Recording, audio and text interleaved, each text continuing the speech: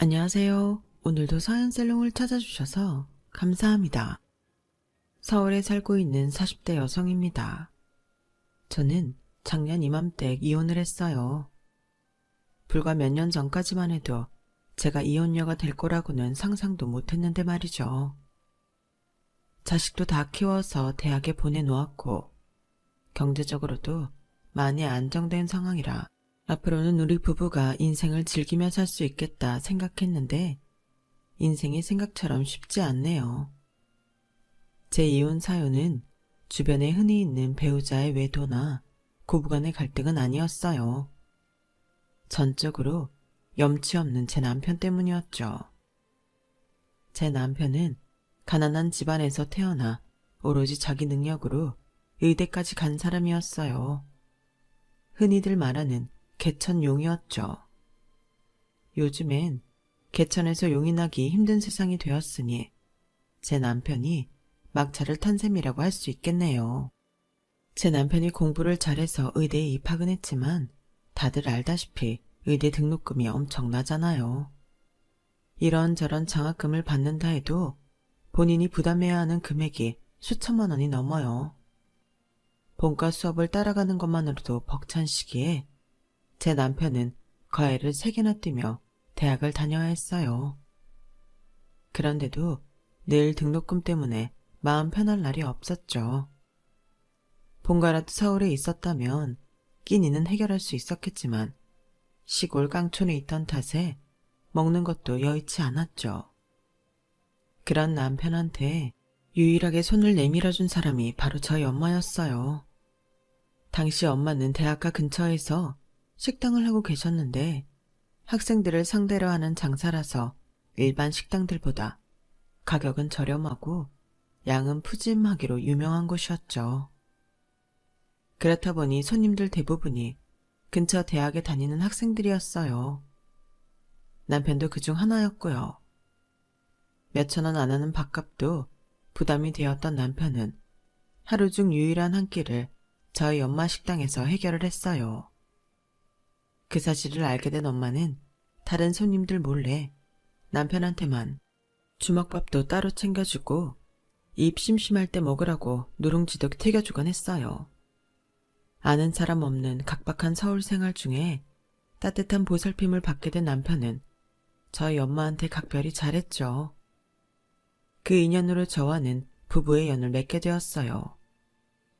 남편이 본과 시절 등록금을 못 내서 학업을 중단하려고 했을 때 엄마는 사비까지 털어 남편의 학비를 대주었어요. 내 자식이든 남의 자식이든 잘 커서 사회에 필요한 사람이 되면 그만이라며 그 큰 돈을 선뜻 내놓으시는데 제 엄마긴 하지만 정말 멋있더라고요. 남편이 인턴을 마치자마자 시댁에 인사를 드리러 갔을 때 시댁에서 저희의 결혼에 반대를 하지 않았던 건 다 저희 엄마가 남편 의대 뒷바라지를 해줬기 때문이었어요. 모르긴 해도 그게 아니었다면 결혼 얘기도 못 꺼냈을 거예요. 저희 시부모님이 자식 공부하는데 큰 도움은 못 되셨지만 자부심 하나는 대단하신 분들이거든요. 아마도 형편이 어렵다 보니 남들한테 자랑할 수 있는 건 잘난 아들뿐이라 더 그랬을 거예요. 병원 일로 늘 바쁜 남편을 대신해 시댁에 발벗고 뛰어다녔던 저는 신혼 때부터 귀에 딱지가 않도록 이런 말을 들었어요. 내가 니들 신혼집 하나 마련해주지 못한 시애비지만 그래도 네가 우리 집 만만히 보면 안 된다. 우리 형편이 이러니 네가 내 아들 만나 의사 사모님 소리 듣는 거지. 우리가 어지간만 살았어도 이 결혼 어림도 없었다.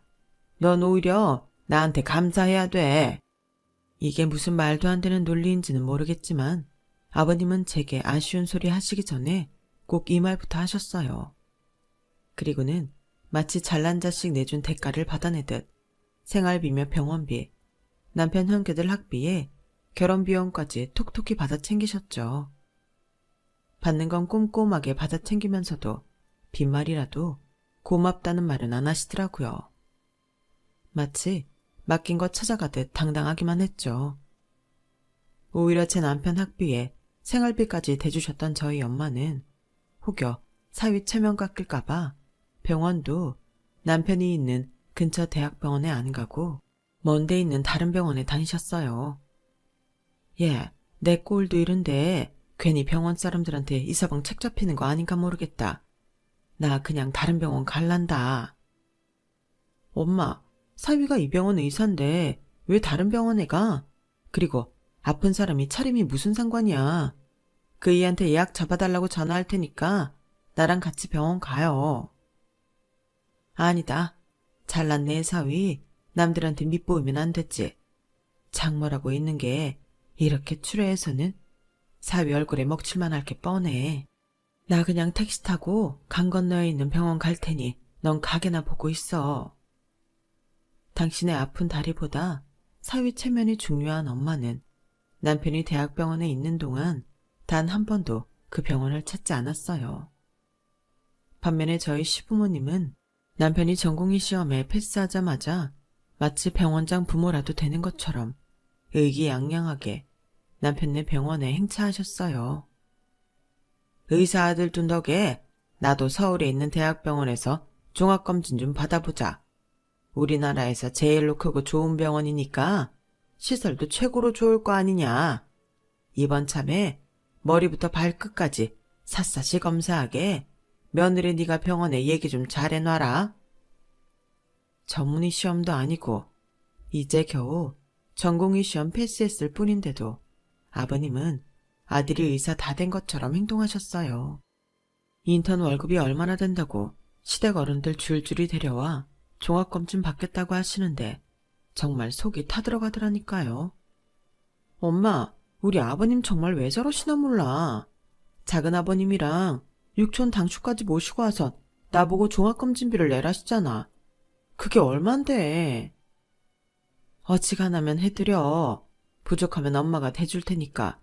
형제분들한테 모처럼 아들 자랑 좀 하고 싶어 그러시는데 야박하게 그러면 쓰니. 얼만데 엄마가 돈 줄게. 아니다. 내 카드 가져가서 일단 결제부터 해드려. 정작 저희 엄마는 걸어다니는 종합병원이라는 별명이 붙을 정도로 안 아픈 곳이 없는 분임에도 지금껏 종합검진 한번 못 받고 사시는데 피 같은 엄마 돈으로 시아버지와 형제분들 검진비까지 내려니 속상하더라고요. 그런데 검진비를 저희 엄마가 대셨다는 말을 했음에도 불구하고 아버님은 고맙다는 말은커녕 모든 게 당신 아들 덕이라고 말하시더라고요. 내 아들이 이 병원 의사인데 아무렴 허투루 검사를 하겠어? 남들보다 약도 좋은 거 쓰고 검사도 더 꼼꼼히 하겠지. 이게 다 잘난 아들 둔 덕 아니겠냐고. 아무렴 우리 준석이 잘난 거야. 우리 마을 사람들이 다 알지. 조카 덕분에 아주 내가 다 호강을 하네. 이봐요 의사 양반. 내 아들이 이 병원 정형외과 의사야. 그러니까 특별히 검사 잘해줘야 돼. 그 잘난 아들은 선배들한테 조인트 까이며 쪽잠 자는 햇병아리 의사인데도 아버님 눈에는 하얀 거탑에 장준혁급은 되는 것 같았어요. 남편보다 선배인 레지던트 선생님한테 거만하게 명령을 하는데 옆에 있던 제가 쥐구멍이라도 숨고 싶은 심정이었다니까요. 언제 터질지 모르는 시한폭탄 같은 아버님과 그 형제분들을 모시고 종합검진을 받는 내내 저는 남편 선배님들한테 연신 고개를 조아려야 했어요. 그 일로 남편은 한동안 선배들한테 엄청 꺼였다고 하더군요. 사회생활을 하다 보면 어느 분야든 세력 싸움이 있기 마련이잖아요. 대학병원도 마찬가지였어요. 실력만 좋다고 대학병원에 남는 게 아니라서 저도 남편 뒷바라지를 하느라 그 비싼 양주를 수도 없이 사다 날랐네요. 그뿐인가요? 교수 사모님들한테 눈도장 한번 찍어보려고 나와는 상관도 없는 사람들 결혼식이며 환갑, 시순자리까지 쉼없이 뛰어다녔어요. 하지만 그런 노력에도 불구하고 남편은 모교 대학병원에 남을 수가 없었어요. 그러기 위해선 실력이 월등히 뛰어나든가 집안에 돈이 좀 있어야 가능했거든요. 이제 남편이 선택할 수 있는 건 페이닥터뿐이었는데 그나마도 좋은 자리는 이미 다 차고 규모가 작은 병원들밖에는 안 남았더라고요. 김 교수님 말만 듣고 학교에 남을 수 있을 줄 알고 좋은 자리 다 마다했는데, 미치겠네. 자기 병원으로 오라는 선배들한테 이미 거절을 다 해놔서 다시 가겠다는 말 꺼내기도 좀 그렇게 됐어. 이러다 손가락 빨게 되는 거 아닌가 몰라. 힘들게 의대 공부에 인턴, 레지던트 과정까지 밟았지만 취업 걱정을 하게 된 남편을 보니 하늘이 무너지는 것 같았어요. 그간 들인 돈이며 시간, 노력을 생각하니 안 그럴 수가 없었죠. 자리를 부탁하러 평소 친하지도 않았던 선배며 동기들을 찾아다니는 남편을 지켜보기 힘들어서 퇴근 후에 집으로 안 가고 엄마 식당으로 향했어요. 엄마를 도와 정신없이 서빙을 하면 그 순간만큼은 고민이 사라졌거든요. 하지만 엄마 눈에는 제 고민이 훤히 보였나 봐요. 저녁 장사를 마치고 밥을 먹는데 엄마가 그러시더라고요. 이서방, 아직 자리 못 찾았어? 오라는 데가 없대? 그런 거 아니야. 교수님이 그의 자리 마련해 주실 것처럼 말해서 그것 믿고 기다리다가 좋은 자리를 몇 군데 놓쳐서 그래. 기왕이면 월급 많이 주고 복지 좋은 데로 가려고 고르는 중이야. 엄마는 신경 쓰지 마. 우리가 알아서 할게. 명색이 알아주는 의대 출신인데 일할 병원 하나 없겠어? 그래, 우리 이서방 실력이야 어디 가서도 안 빠지지. 근데 혜정아, 병원 차리려면 돈이 얼마나 든다니? 요즘은 큰 병원 아니어도 동네 작은 병원도 잘 되더라고. 엄마 다니는 정형외과도 원장님 한 분이 하시는 데인데 진료 시작 전부터 사람들이 병원 앞에 줄 서 있고 그런다. 정마땅한 자리에 안 나면 개원을 하는 게 어떨까 생각하는데 넌 어떠니? 개원 좋죠. 병원장 소리도 듣고 버는 대로 내가 다 가져갈 수 있는데 얼마나 좋아요. 게다가 남의 눈치도 안 보고 금상첨화죠. 그런데 병원 차리는데 한두 푼 드냐고요. 그동안 남편 학자금 대출 갚느라 전세 보증금 올려주느라 이래저래 마이너스인데 개원이라니 언감생심이죠. 그런데 엄마가 카운터로 가더니 금고 밑에서 통장 하나를 꺼내오시더라고요.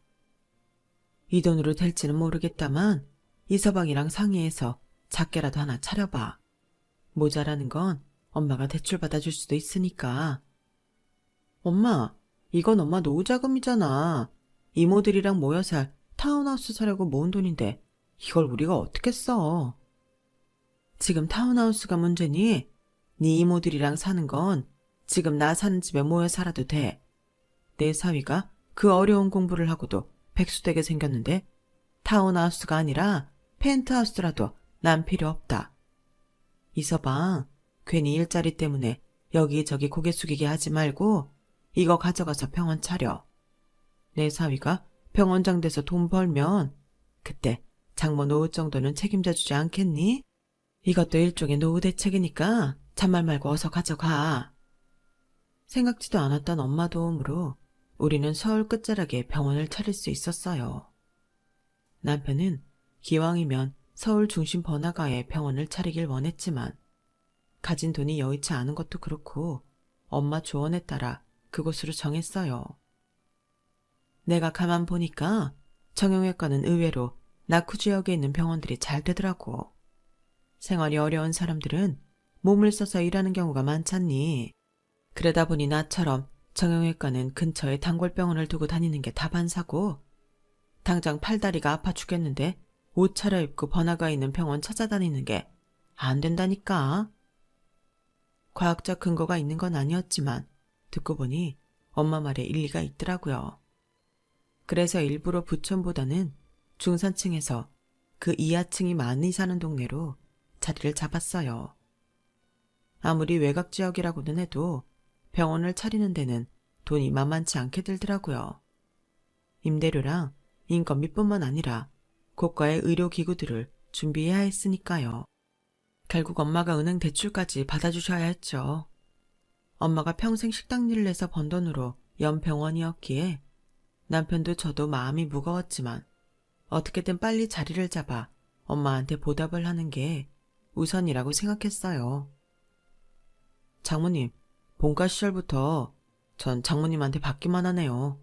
못난 사위라 죄송합니다. 장모님이 해주신 병원 반드시 번듯하게 키워놓겠습니다. 장모님 노후는 이 사위가 책임질 테니 걱정 마시고요. 그래 이서방, 내가 말만 들어도 든든하네. 병원도 사람을 상대하는 일이라서 힘든 순간이 많을 거야. 의사가 기술만 좋으면 된다고 생각할지 모르겠지만 환자들 몸에 난 상처뿐만 아니라 마음에 든 상처도 치료해 줄 줄 알아야 하네. 그 말 명심하고 환자들한테 따뜻한 의사가 됐으면 좋겠어. 당신의 전 재산을 쏟아부어 사위 병원을 차려준 엄마는 돈 많이 벌라는 말 대신 따뜻한 의사가 되라는 말을 하셨어요. 엄마, 이 사람 성격 몰라? 대학병원에 있을 때도 환자들한테 얼마나 잘했나 몰라. 내 남편이지만 존경스러울 때가 한두 번이 아니었다고. 그러니 앞으로도 잘해낼 거야. 그때까지만 해도 저는 내 남편이 그런 의사가 될 수 있을 거라는 데에 한치의 의심도 하지 않았어요. 인건비를 아끼기 위해 제가 병원에 나가 순환일을 도울까도 생각했지만 병원이 자리를 잡을 때까지 고정 수입이 있어야 할 것 같아서 나가던 직장을 그만두지 않았어요. 예상대로 병원을 오픈하고 2달 정도는 수입보다는 지출이 더 많아서 직장을 그만두지 않길 잘했다 생각했어요. 남들 보기엔 젊은 나이에 자기 병원까지 가진 성공한 부부로 보였겠지만 병원도 엄마 돈으로 차린 거고 수입도 거의 나지 않으니 빚 좋은 개살구에 불과했죠. 그런데 시댁 식구들은 엄청난 착각을 하더라고요. 병원 차릴 때 10원 한 장 보탠 거 없으면서 병원장 아들 앞세워 어깨에 잔뜩 힘을 주고 있지 뭐예요. 명절에 시댁에 내려갔더니 글쎄 아버님이 동네 사람들 앞에서 이러시더라고요. 자네 아들 아직도 취직이 안 돼서 빌빌대는 거야? 그런 일이 있으면 나한테 말을 하지 그랬어. 그랬으면 내가 진작 우리 아들 병원에라도 넣어줬을 거 아니야. 명수 전화번호 좀 적어봐. 내 아들 내려온 김에 얘기해 줄 테니까. 아버님은 온갖 생색을 다 내시며 여기저기서 취직 청탁을 받아오셨어요. 그러는 통에 저도 남편도 난색을 표했죠. 아버지, 자꾸 왜 이러세요? 우리 병원 아직 적자라고요. 지금 상태로는 사람을 더 쓸 여력도 없어요. 매달 은행 이자도 장모님이 내주시는 상황인데 내가 누굴 도와요? 그래요 아버님, 말이 병원장이지 편의점 알바 시급만도 못하게 버는 상황인데 저희가 누굴 돕겠어요. 병원이 자리 좀 잡으면 그때 드릴게요. 하도 답답한 마음에 저도 몇 마디 거들었는데 시댁 식구들 눈에는 그게 거슬렸나 봐요. 어머, 올케 언니 말이 가시가 있네. 그러니까 우리 오빠가 돈 못 번다고 식구들 앞에서 쪽주는 거예요? 나가서 편의점 알바라도 해서 돈 벌어오라고? 진짜 어이가 없네. 언니, 솔직히 언니 학벌에 우리 오빠 같은 의사 만나는 거 쉬운 일 아닌 거 알죠?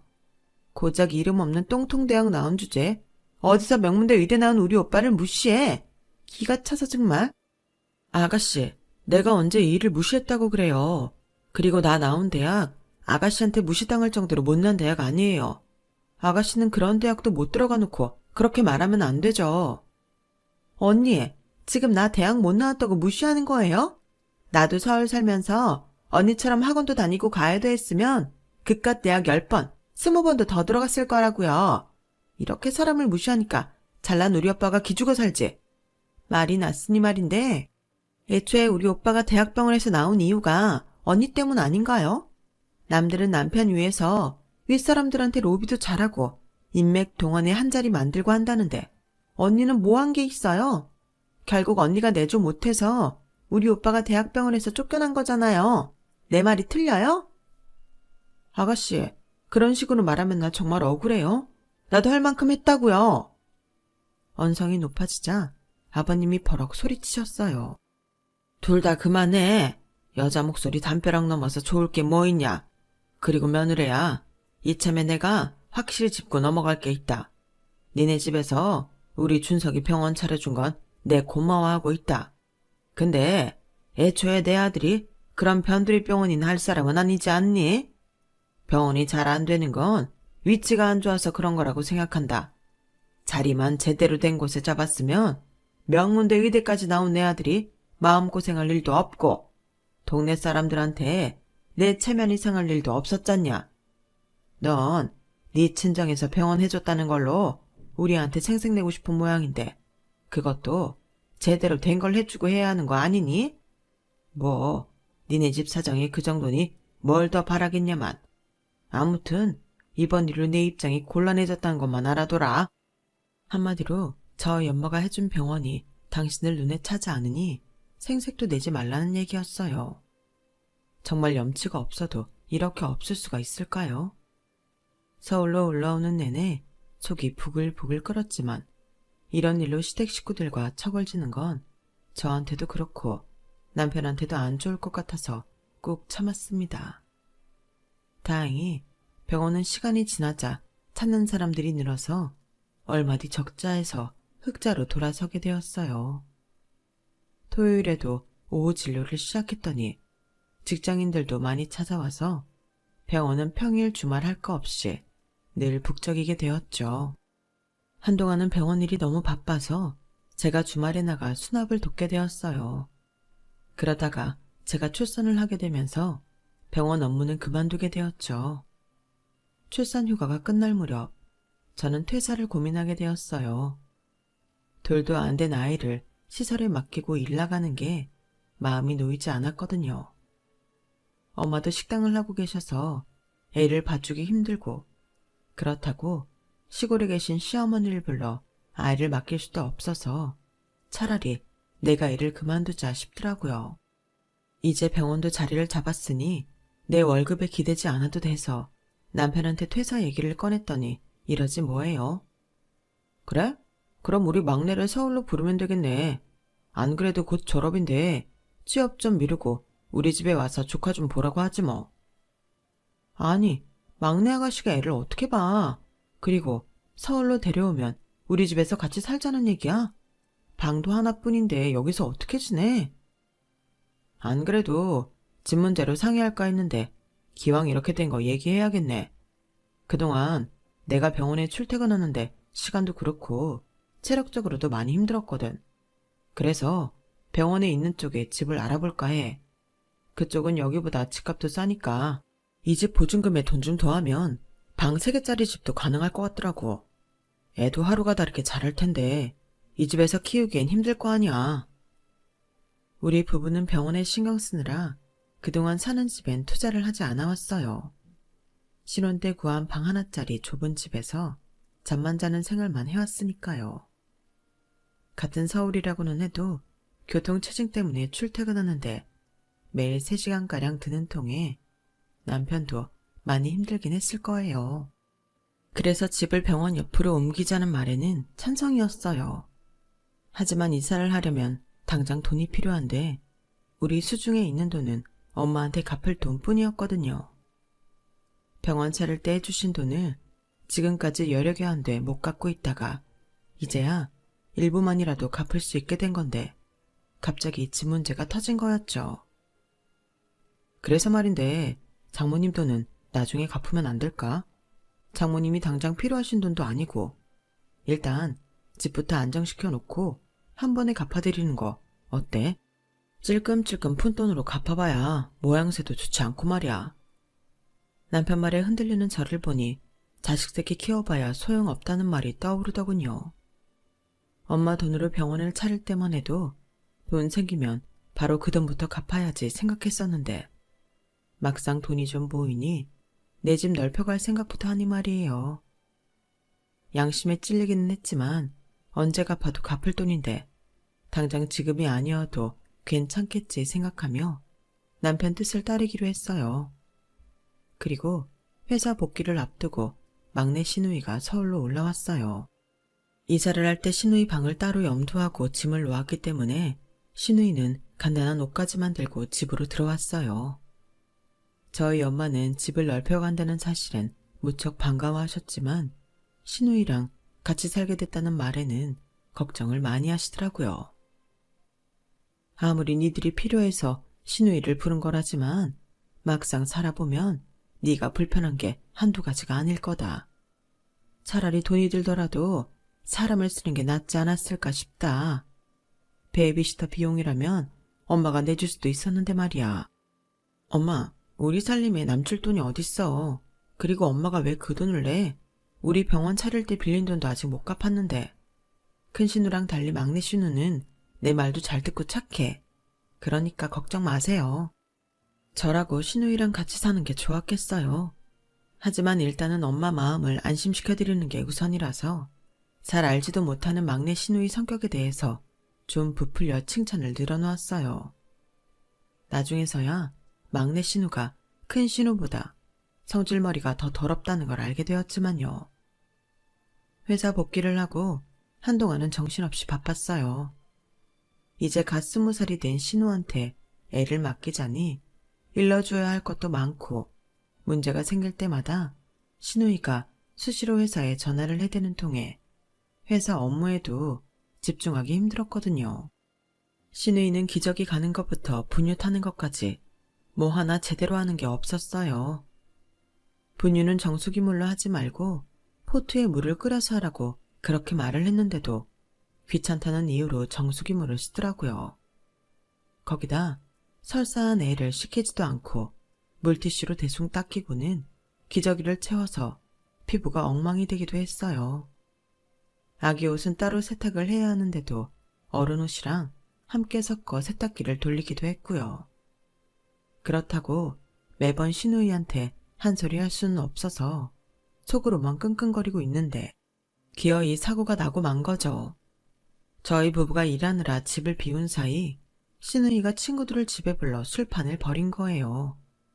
신우이 친구 중에 몇몇이 애가 있는 집에서 담배까지 피운 것도 모자라 애 이불과 옷까지 오바이트까지 해놓았더라고요.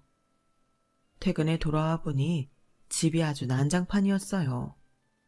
애를 하루 종일 굶겼는지 배는 고프다고 자지러지게 울고 있고 술 취한 신우이랑 그 친구들은 해롱거리며 집안에 널브러져 있더라고요. 그 꼴을 보는데 화가 머리끝까지 차올라서 당장 남편을 불렀어요. 병원에서 달려온 남편 역시 그 꼴을 보고는 할 말을 잃어버렸죠. 남편이 버럭 지른 소리에 신우이와 그 친구들은 그제야 자리를 털고 일어났고 저희 부부 눈치를 살피곤 도망치듯 가버렸어요. 혼자 남은 신우이는 되도 않는 거짓말을 늘어댔죠. 애 분유도 제대로 먹였고 집안에 가득한 담배 냄새도 베란다를 통해 아랫집에서 올라온 거라면서 횡설수설하는데 어이가 없어서 말이 안 나오더군요. 젖병을 물려주자 허겁지겁 분유를 빨아대는 애를 보면서 어쩜 그런 거짓말을 할까 싶었죠. 저만큼이나 화가 단단히 난 남편은 막내 신우이한테 소리를 쳤어요. 너 이러자고 서울 올라온 거냐? 한 달에 300이나 받으면서 지금껏 이따위로 네 조카를 본 거냐고. 처음부터 너 이럴 줄 알고 내가 안 된다고 했을 때 네가 뭐라 그랬어? 학원비 모을 때까지 술 담배 끊고 열심히 할 테니 믿어달라고 했어 안 했어? 혹시 너 지금까지 우리 몰래 애 있는 집에서 담배까지 피워댔던 거냐? 말해봐 이 기집애야. 오빠 절대 아니야. 담배는 오늘 놀러온 친구가 핀 거고 난 담배 끊은 지 오래됐어. 정말이야. 하지만 자기 동생을 누구보다 잘 아는 남편은 그 말을 믿지 않았어요. 신우이 방에 들어가 농이며 서랍을 샅샅이 뒤지기 시작했더니 거기서 담배가 3보루나 나오더라고요. 결국 다음날 우리 부부는 신우이를 다시 시골로 내려보냈어요. 막내 신우이는 지가 잘못해서 일이 이렇게 됐는데도 오히려 큰 소리를 치더군요. 어찌됐든 오빠가 계약 파기하는 거니까 성금 받은 건 못 돌려줘. 이미 다 쓰고 없으니까. 받고 싶으면 배째시던가. 이 기집애가 뭘 잘했다고 큰 소리야. 너 그 돈 알바를 해서라도 갚아. 안 갚으면 앞으로 너 용돈도 없어. 결국 아가씨는 씩씩대며 고향으로 내려갔어요. 당장 애를 봐줄 사람이 없는 상황이라 일단 월차까지 포함해 주말까지 시간을 벌었어요. 그리곤 정신없이 베이비시터를 구하기 시작했죠. 다행히 대학 동기 추선으로 좋은 분을 소개받을 수 있어서 한시름 놓을 수 있었어요.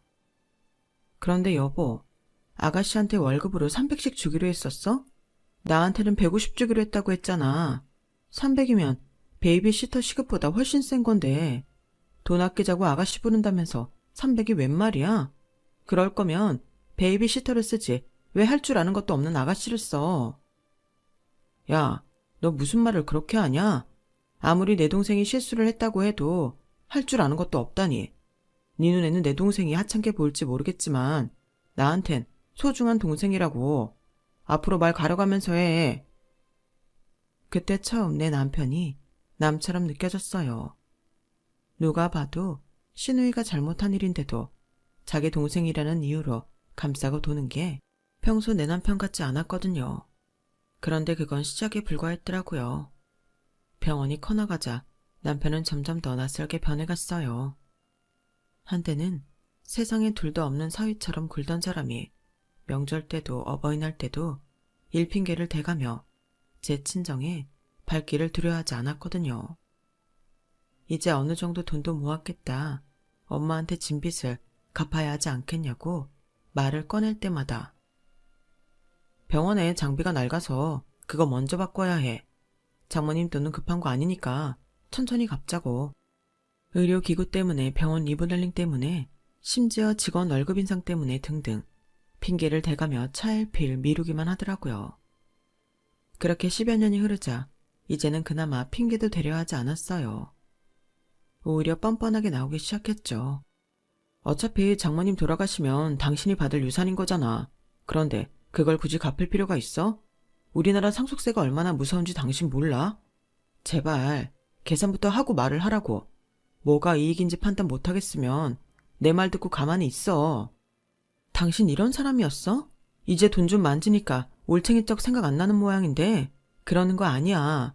우리 엄마 평생 식당 일하면서 나랑 당신 뒷바라지 해오셨어. 이제는 식당 그만두고 이모들이랑 편하게 사시게 하고 싶다고. 우리 돈 들이자는 거 아니잖아. 엄마가 빌려준 돈 들이자는데 왜 이렇게 야박하게 굴어? 솔직히 말해서 당신 집에는 돈 잘 쓰잖아. 아버님한테 연락 올 때마다 수백 수천만 원씩 보내드리는 거 내가 모를 줄 알아? 알지만 장남 노릇하는 당신 기세워주느라 모른 척하고 있었어. 그런데 왜 우리 엄마는 늘 받는 거 없이 주기만 해야 하느냐고. 나도 더는 못 참으니까 당신이 은행 대출을 받든 사채를 쓰든 이번엔 우리 엄마 돈 갚아줘. 너무 늦은 감이 있지만 이제라도 엄마 돈을 돌려드리고 싶었어요. 매번 우리한테 돈을 쉽게 얻어가는 시댁 식구들을 보니 이러다가는 내 엄마가 피땀 흘려 번 돈도 고스란히 그 사람들 입에 들어갈 것만 같았거든요. 왜 진작 내가 나서서 우리 엄마 몫을 찾아드리지 않았는지 후회가 밀려왔어요. 그런데 그러는 와중에 생각지도 못한 일이 터져버린 거예요. 엄마가 암 판정을 받으신 거였죠. 정확한 상태를 알아보려 제가 병원에 찾아갔더니 의사 선생님 말로는 지금 엄마 상태가 많이 안 좋아서 길어야 1년 남짓 생존하실 거라고 하더라고요. 췌장암은 다른 암에 비해 생존율이 낮아서 섣부른 기대를 하지 않는 게 좋을 거라고 하셨어요. 그 말을 들으니 하늘이 무너지는 것 같더라고요. 평생을 일만 하면서 살아온 엄마였는데 이제 좀 편히 쉬실 수 있게 된 마당에 이런 일이 닥치다니 하늘이 무심하다는 생각이 들었어요. 아니, 하늘보다는 제가 그동안 엄마한테 무심했던 탓이란 생각에 죄송해서 어쩔 줄 모르겠더라고요. 그러다 문득 후회할 시간에 어떻게든 엄마를 살릴 방법을 찾자 싶었어요. 그래서 남편한테 달려갔죠. 의사가 말한 엄마 상태를 설명하곤 이 분야에서 실력 있는 의사를 찾아달라고 했어요. 얼마가 들던 우리 엄마 좀 살려야겠다고요.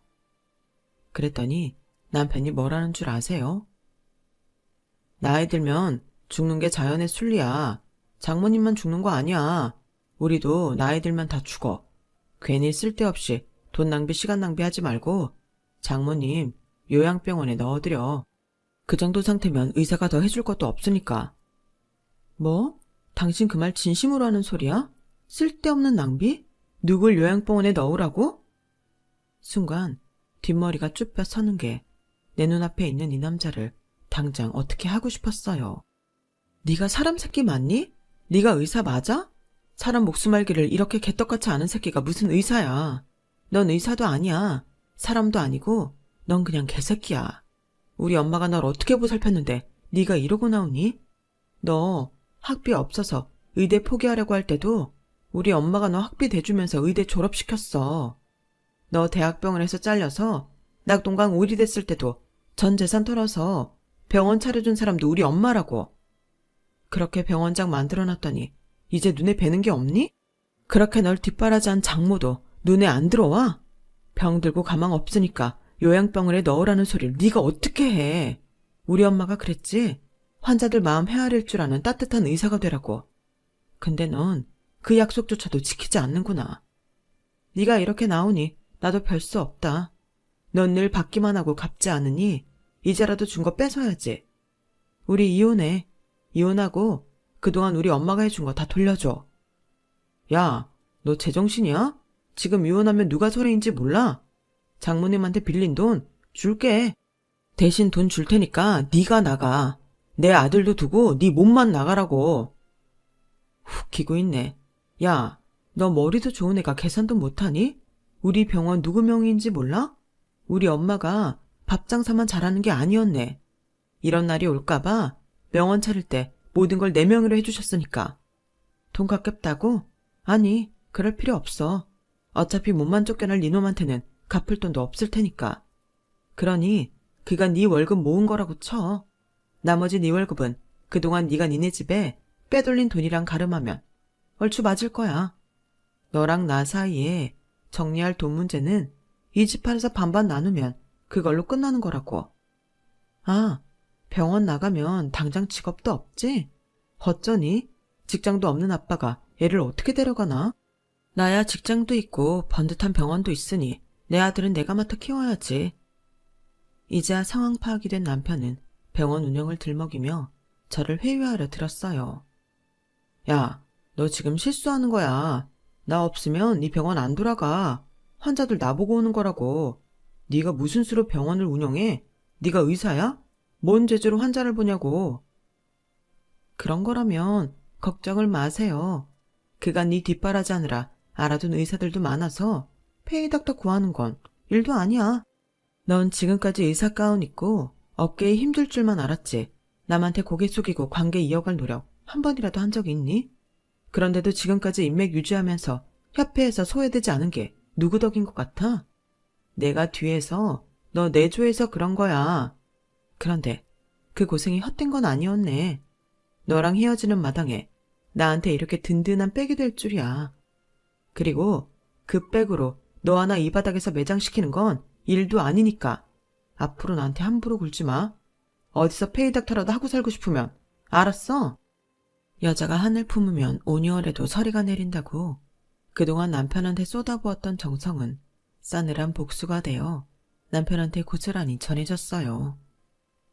남편이 그동안 병원에서 빼서 시댁으로 빼돌린 돈과 저희 엄마한테 빌렸던 돈을 조목조목 계산해 받을 건 받고 줄 거 없이 남편을 집에서 내쫓았거든요.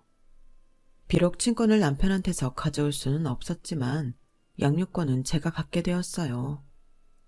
남편과의 재산 분할은 우리가 살던 집을 나누는 정도여서 결국 남편은 이혼 후 가져갈 돈이 월세 보증금 정도에 불과했죠. 이혼 후 저는 회사를 그만두었어요. 일단은 엄마를 모시고 치료에 집중해야 했거든요. 병원은 페이닥터를 고용해 병원 운영을 이어갔고 엄마 가게와 집을 정리한 돈으로 양평에 타운하우스를 구입했어요. 공기 좋은 그곳에서 엄마와 이모들을 모시고 살게 되었죠. 아들 학교는 제가 차를 태워 통학시키고 있는데 다음 학기부터는 학교에서 저희 집 근처까지 통학버스를 운영한다고 해서 한시름 놓게 되었어요. 일을 그만두고 동생들과 한 집에 살게 된 엄마는 전보다 많이 웃고 사세요. 집 근처 들판에서 쑥을 뜯어다가 쑥 버무리도 해먹고 이모들과 둘러앉아 화투도 치시고 운동 삼아 저희 아들과 동네 산책도 다니시니 건강도 전보다 훨씬 나아지셨어요. 담당 의사 선생님도 저희 엄마 상태가 조금씩 차도를 보인다며 의지를 잃지 말고 끝까지 버티라고 하시더군요.